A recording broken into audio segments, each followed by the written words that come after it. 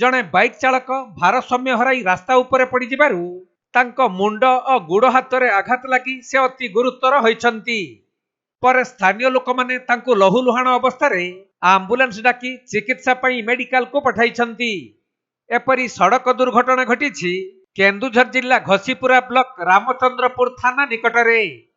मिलिथिबा सूचना अनुसार खलना ग्रामर रमेश बेहेरा नामक जने युवक बाइक जुगे 20 नंबर जातीय राजपथ देई आनंदपुर रु जाजपुर अभिमुखे जाउथिले।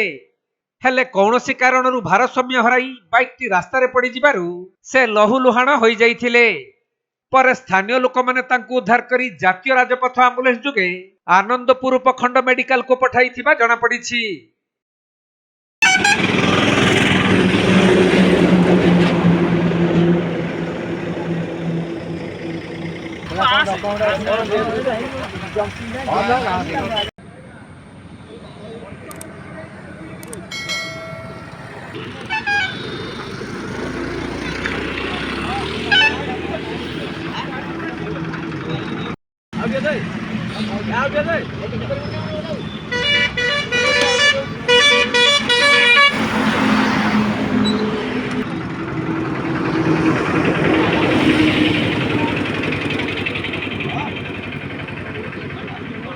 केन्दुझर जिला घसीपुरा विजय जेना रिपोर्ट, कोणार्क लाइव।